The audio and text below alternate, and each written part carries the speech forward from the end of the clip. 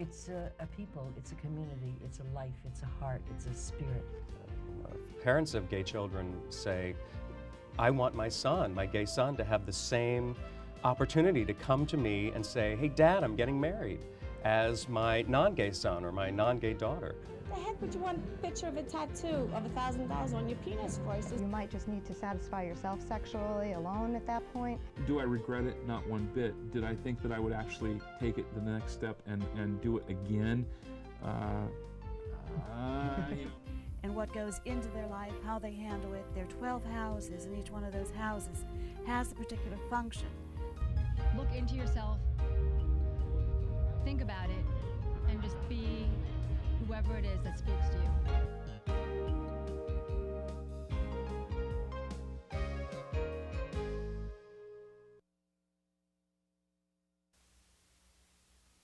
Hello and welcome to Talking About. I'm Jon Griffith, I'm your host, and tonight I have a very special guest, Joe Souza. Welcome. Thank you. And Joe is a trichologist. Correct. Okay, what the heck is a trichologist? A trichologist is a multifaceted scientist. Trichology is the study, the science of hair, scalp disorders, scalp distress, and nutrition. Okay, and I guess that would play into this nice little friend that you brought with you today. Yeah, Herman over here. It will. This is a laser device which was discovered by accident by a doctor in Hungary about 1968 who was treating diabetic patients. When diabetics get very advanced in their disease, the circulation breaks down and they get these open sores on the surface of their skin that don't heal because there's no blood supply to the surface of the skin. This doctor was using cold, low-level lasers to Okay, cold lasers. I mean, when you think of lasers, you think of hot burning light. That's correct. There are opposite ends of the spectrum lasers as well, such as these. The lasers do not contain any thermal qualities, so there's no heat involved. It's infrared light, and it dilates blood vessels. Okay, and what they found was that the area that they treated for these wounds, they got the blood circulation close enough to the surface of the skin, they were actually able to treat the wounds. But they also found that in the treated area, the hair in the body was growing like crazy. So they started playing with it, and here we are. This has been available to people in Europe for about 10 years, and we have an 87% success rate in regrowing hair. Okay, so does that follow, since it plays into the blood vessels, are the blood vessels a major cause of hair loss? It is. Let me start at the beginning. Okay. Okay. And we use men as an example. Okay. Okay, as a man, your body produces testosterone, which is your male hormone, which gives you all of your secondary male characteristics. Okay. Those are cells, and each of those cells are supposed to bond with a red blood cell and go to feed all those secondary characteristics, your facial hair, your body hair, your muscle tone, etc. When you produce more testosterone cells than your body needs, you get leftovers, or what's called free-roaming testosterone. That testosterone meets up with an enzyme that your body also creates called 5-alpha reductase. Doesn't matter what it's called, but when those two things are attracted to each other and they merge, they become a much more potent male hormone called DHT, and everybody's probably heard of DHT. And what happens is the DHT attaches itself to a hair follicle. In trichology, we consider it the Unabomber, because, because what it does is it sends a message to the cells which create the hair follicle. And the hair follicle, as an example, is like a house. It tells the cells that created it, like the bricks on a house, that they're not needed anymore. So if you started pulling bricks out of the side of a house, eventually the house would crumble. Well, as the cells die off, the follicle gets smaller and smaller and smaller. And the hair gets thinner and thinner That's and thinner correct. until it can't You grow got it. anymore. You got it. That's the first half of it. Okay, when your body has fewer cells to feed, it has an automatic response system that if there's less blood supply needed, the blood supply backs off and goes somewhere else. So then you have two things going on. You have these follicles that are getting smaller and what I call parched field syndrome, where you've got these trees on the top of your head and they're not getting watered. Okay. Okay. The other part of it is that the top of our head is the farthest point north in our body, and over time gravity starts to kick in, and we don't only sag everywhere else, but it has a harder time getting up there, and that's why we lose our hair on the top of our head. What the laser does is the laser reestablishes the blood supply by 55% in the surface of the skin, feeding the follicles, allowing the cells to start dividing again, and rebuilding that house, and it brings the follicle back to its original size or very close to it. Okay, so that almost sounds too good to be true, and the old line, if it sounds too good to be true, it usually is. It usually is. It's not. Okay. It's the human body. Not everybody is going to have the head of hair they had when they were 17. We do an assessment with each individual person, and based on their particular level of hair loss will depend on what kind of a result they get. There are about 13% of the population who we've seen and we've studied who don't respond at all. And it's the human body, and occasionally there are those people. But essentially what the laser does is it takes baby hair or peach fuzz, or what we call vellus hair, and converts it back into real hair, good hair, or what's called terminal hair. And if the follicle has been closed and it hasn't died off yet completely, a lot of times the follicle will reopen and the hair will come back. Is there a window that people generally have, or is it on a case-by-case basis? It's on a case-by-case basis, but the general rule of thumb is anywhere where the scalp has gone shiny bald, probably not coming back.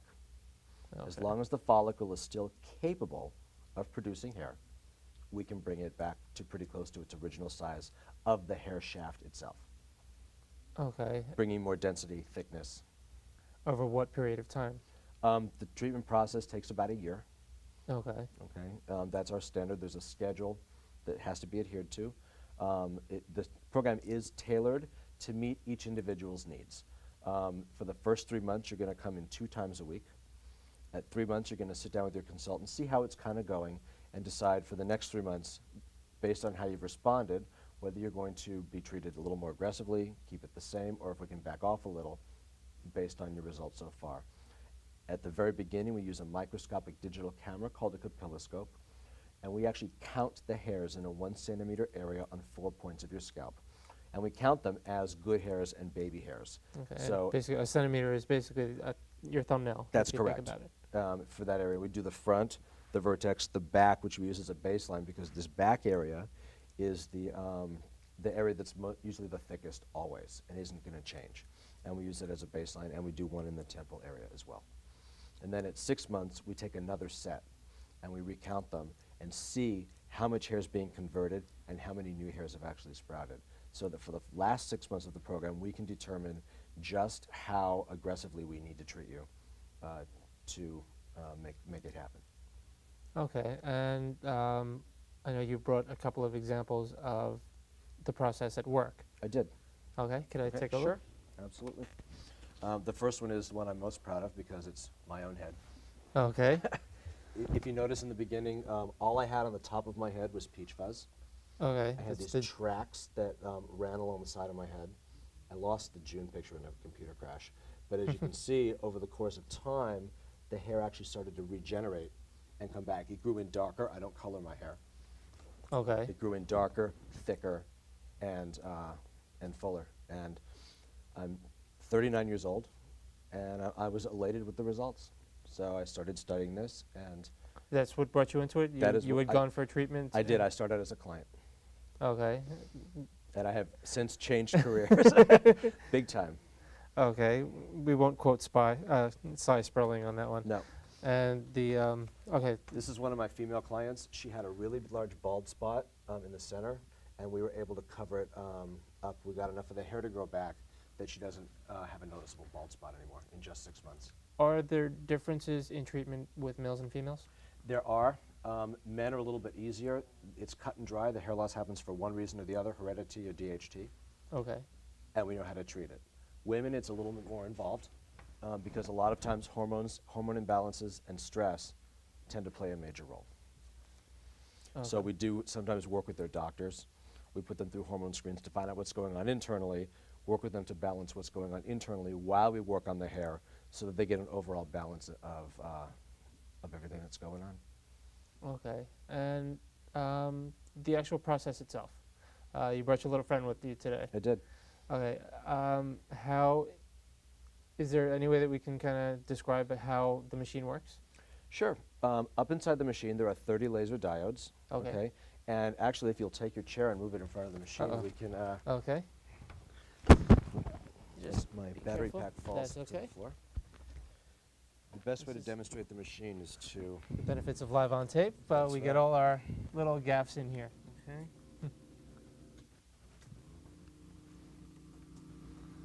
Simply set And the we've got timer. about 2 minutes to take care of this. Okay, what happens is the machine is on. Okay. Okay. And if you look up inside, if the camera can probably see there's red coming down the sides of your face, and the machine is rotating very slowly around your scalp, and it's sending infrared light just to the surface of your skin, which is going to dilate blood vessels. Okay. Several minutes under the machine isn't going to change anything, so you're not going to come out, looking like Shaggy or anything. But a client comes in and sits for 15 minutes, 2 times a week, with at least a day off in between. Okay. Okay. And the echo is kind of getting to me, but Okay. If somebody wants to learn more, If someone wants to learn more, they can certainly call our office. okay, and that number would be? We have an 800 number, 1-800-OK-REGROW. We have a main office in Manhattan, 212-575-0123. Okay, and I believe that's the number that we have on the screen. Yep, okay. And we have, your consultation will take place in Manhattan, but we can treat you in Valley Stream, Manhasset, Rye, Staten Island, or Paramus, New Jersey. So we have satellite centers for convenience. Okay, and is there a all over. website where people can find more information? There isn't now, it's still under construction. Okay, so when it's up and running, I will have a link on the www.talkingabout.info website. I want to thank you for joining me. Our Thank time you. was brief and it flew by. Okay. And we're going to check in with Dr. Cynthia right now, and after which I will be back with another great interview. Thanks.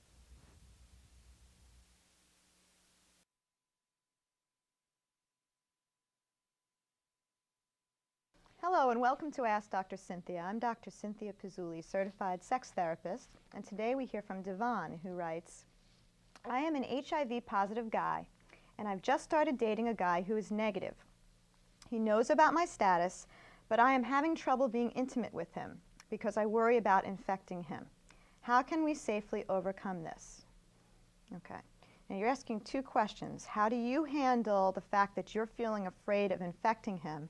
And then, how do you make sure that the both of you are safe? I see 2 questions there. Well, I'll answer the second one first. The way that you can be clearly sure that you are safe is by using a condom, okay? As long as there's no exchange of bodily fluids, the HIV virus is not transmitted, okay? That is the main issue. That's what the Board of Health wants you to know, okay? So if you're using condoms, you're safe. All right. A lot of partners don't like to use condoms, but I say, that's really terrible, okay? The truth is you need to be safe. So if you're being safe, I don't think there's really a reason to worry about it. But that doesn't mean that people don't worry about it anyway, okay? They may realistically know that they can't transmit the virus, but they still worry because they care. And you're a really nice person, and you don't want to infect your partner with something that you're struggling with. So I think that that's very kind of you. But the best way to handle this is to work through those issues on your own, possibly with a therapist. Talk about what it's about, why you're so worried about infecting your partner when you are taking precautions. And then also talk to your boyfriend about it. Say, these are the things I'm worried about. How do you really feel about it? It's possible he's like, I'm not worried about this at all. That this is just something you're dealing with. And like I said, if you're dealing with this on your own, then talking to an individual therapist may be the best way to handle it. I want you to feel comfortable with your partner. I don't want this to come between you. Good intimacy is really healthy, and I really want you to be able to have some pleasure as well. So thank you very much for writing a very difficult question. If anyone out there has any other questions, issues, concerns, feel free to email me or write to the address on your screen.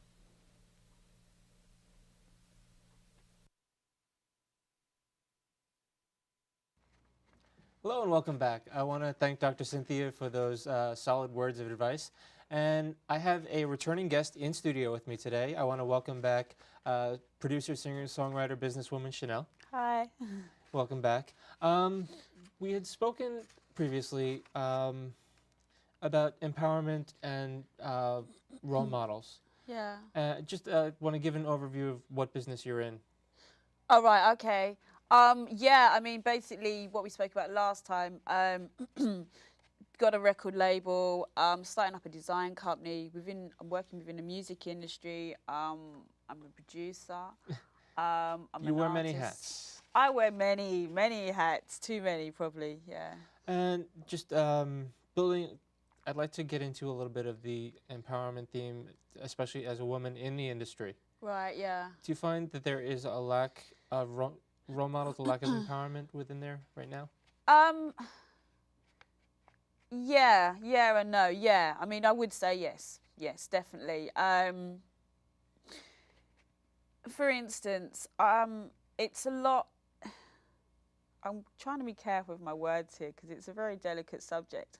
For instance, it's a lot easier for a woman to try and get in the industry, you know, by helping her financially as well, you know, taking part in music videos, you know, especially hip-hop ones, you know, wearing virtually nothing, blah, Okay, blah, so blah, blah. people passing by virtue of cleavage. Yeah, I mean, you know, just coming over here as well, I mean, you know, the amount of the ads and stuff that I've seen, you know, for, you know, hot girls, blah, blah, blah, blah, blah, you know, and I think that will obviously play a role in things to come, and does play a role, because, you know, if you're someone out who wants to get out there, or, you know, needs the money or needs the exposure, and you've got, like, you know, 10 adverts where you can make, you know, money, you know, being on a video, or you have the option is, well, what is the option? Do you know what I mean?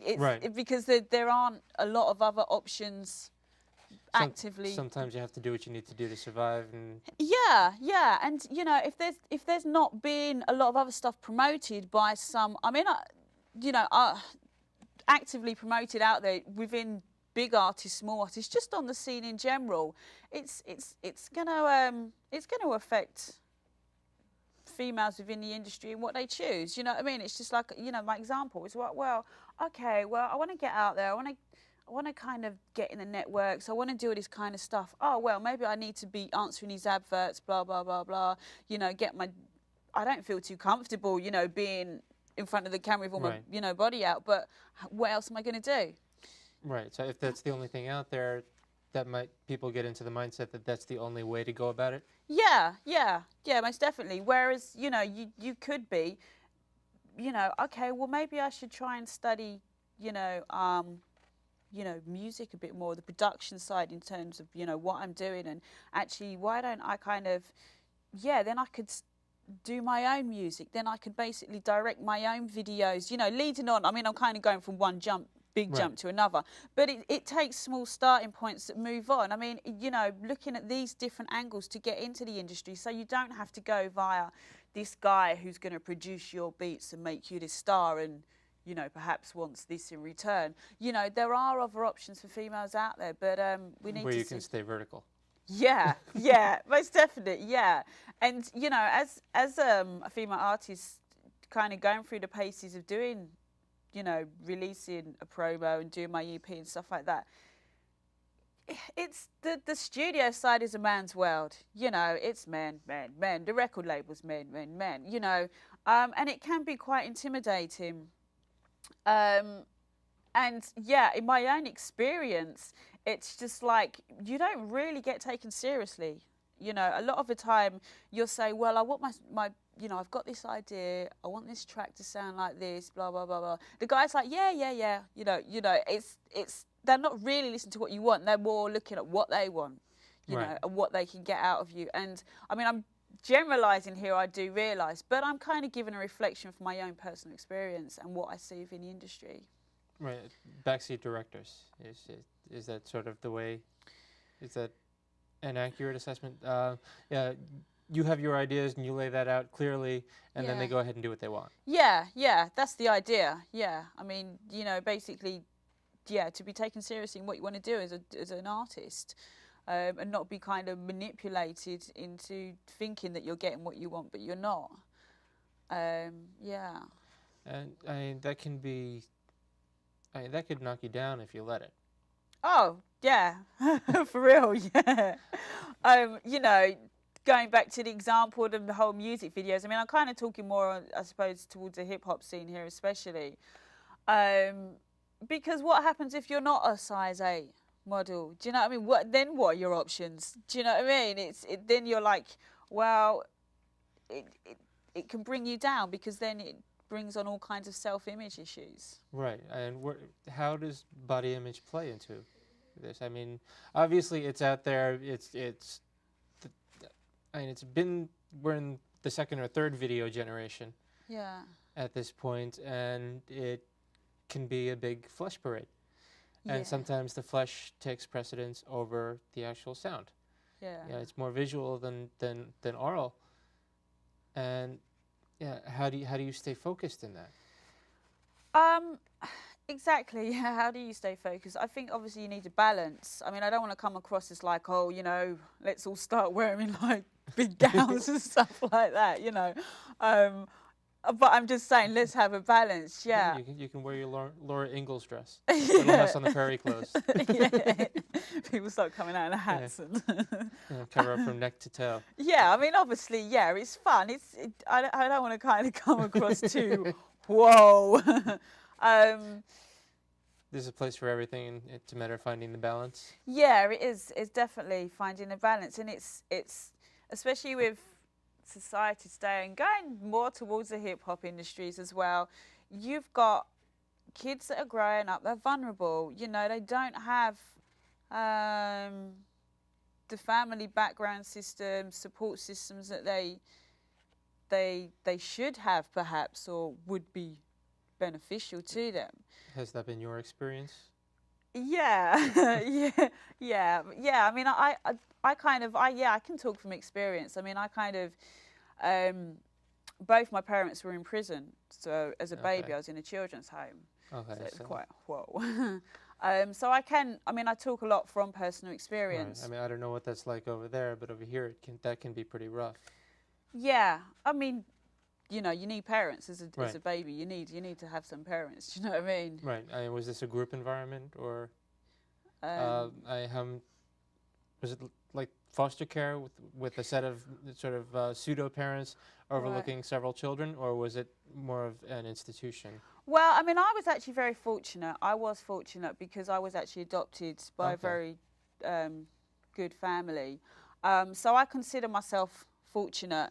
I mean, the first couple of years was in a children's home as a young baby.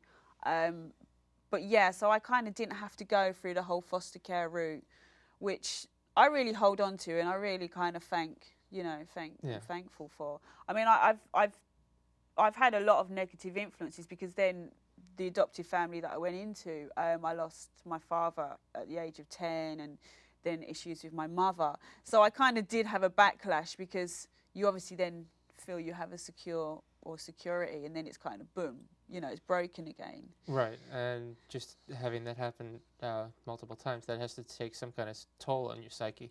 Yeah, yeah, for sure, yeah. Oh gosh, yeah. I mean, you know, I don't want to go too much on the psychological side of things, but of course, I mean, you've got your mind, your conscious mind, and you've got the underneath, your unconscious, and all these negative. I kind of don't like the word negative in some ways, but I suppose negative barriers maybe. Yeah. These they all go underneath. They get swept somewhere inside of you, and they do.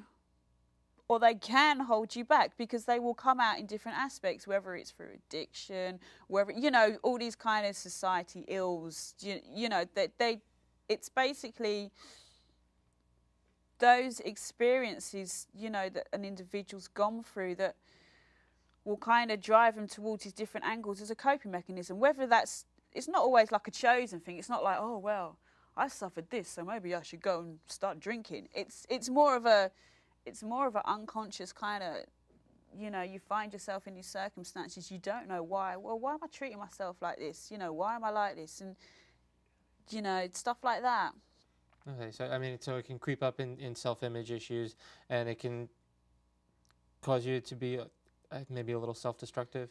Yeah, most definitely. Yeah, if you know, because if you've got all these experiences and then they're adding to your lack of self-worth, you know, because you've had people walk out on you or someone, you know, deaf or whatever, you know, it all adds to a kind of undercurrent. Well, you know, you hating yourself in an aspect, which will then mean you start destroying yourself by whatever substance or means, you know, there is. But I mean, there are ways to climb out of that, and you've obviously, managed to be the cream on top.